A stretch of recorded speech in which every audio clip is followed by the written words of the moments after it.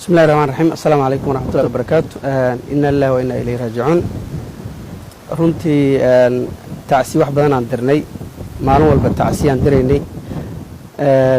tacsidu waxay u akaatay hadda xaflado la dhigayo kaleeto waa ka xunnahay wixii maanta dhacay 28kii bishii la soo dhaafay sanadkii la soo dhaafay dhacay oo maalin walbana dhacaya in la waayo qof mas'uuliyadeeda qaadata madaxweynihii qaranka nasiib darro saddexdii sano la soo dhaafay hal maalin amniga dadkii loo dhiibtay oo uu kala xisaabtamay ama loo soo istaajiyey inaan jirin horta aadaan uga xunnahay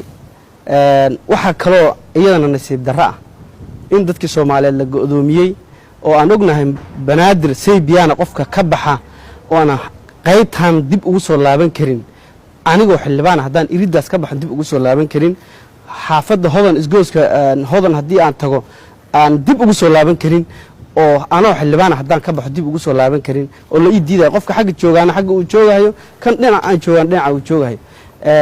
oo jidki macnihii si kasta loo kala xirxiray meel walbana ay xiran tahay welina qarax uu ka dhacayo sayidkii baarlamaankii shaqaalihii baarlamaanka iyo askartii baarlamaanka waardiyeynaysan maanta ay ku geeriyoodeen maalinta waqti ka sii horeysay ee hotel SYL oo albaabka madaxtooyada ku yaala si toosa loo soo weeraray ayadoo intaas ay jirto nasiib darrada kale waalid ah wax ay kamid tahay hadana in xukuumadda ay ku dhawaaqday guddi leeyahay 61 qof gaaraya ama aqal nambarkooda oo la leeyahay 1 July ayay dabaaldegiisi ayaa guddi loo saaray waxaa nagu soo dhacay New York aan joognaa London maan joognaa xafladaha noocaana oo la leeyahay 6 bilood ka hor la dhigahaya loo dabaaldegaya halka ay madaxtooyada irideed qarax uu ka dhacay maashi ay ahayd in amniga guddi loo saaro in dadkii amniga loo wakiishay lagula xisaabtamo baarlamaankii haddii ay muddo kasta ay u waceen dadkii amniga shaqada u hayay su'aal kasta la weydiiyay su'aalihii waxay ku soo dhameeyeen inay inkiraad iyo dafiraad iyo jawaabta ay ka dhigaan marka dalkan madaxweyne farmaajo intuu u wadaa waa isweydiinaynaa dawladdii hadda xukuumaddii waxay leedahay one man one vote ayaa dhacaya doorasho noocaas la qabanaya safay dadku soo galayaan oo dadkaana wax dooranaya dadka wax dooranaya ma dad malaa'iga kala soo diraysaa micirkay ka soo dhacayaan intay ka imaanayaan waa yaabanahay waxaan ka codsanaynaa madaxweynaha inuu tallaabo qaado waqtiga waa ku dhammaaday 4 sano ayaa ku dhammaanaysa asagoon biitoonina bedelin qofna kula xisaabtamin dhibaatooyinkan dhacaya waxaan codsanaynaa madaxweyne taariikhda ha ka tagto legacy ka tag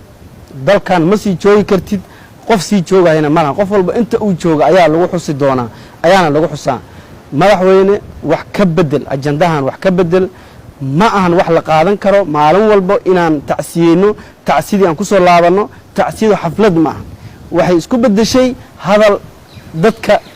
macnihi dadka lagu tarax tagayo qofkii dhintay maalin walba hadaan aan waa ka xunnahay waxbana aan ka qabanayn inaan ku faraxsanahay bay u akaanaysaa mana habboona waxaan ka codsanaynaa madaxweynaha inuu tallaabo qaado isbedel amni keeno waa muhiim aad baanan ugu sheegaynaa ugu celcelinaynaa madaxweyne waa naga codsi dadka Soomaaliyeed way ku eeganayaan way ku fiirinayaan adaa lagula xisaabtamaya adiga ayay dadku ku soo doorteen qofka la magacaabay maaha adaa lagula xisaabtamaya madaxweyne waa in aad amniga dalka wax ka bedeshaa haddii aan waxba laga bedelayn ugu yaraan dadkii la go'doomiyey ganacsigii la go'doomiyey oo kala xiran waa in la iska furaa ganacsigiina waa xiran yahay dagaalkiina waa socdaa oo nimankan qolalkay noogu soo galayaan habeen iyo maalin dekadii canshuur ka qaadayaan ayagoo canshuurta ka qaadaya naga qaadaya dadweynaha ka qaadanaya haddana qolalka ugu soo galayaan isma keeni karto waa inay xukuumadda cadaysaa wabillahi tawfiiq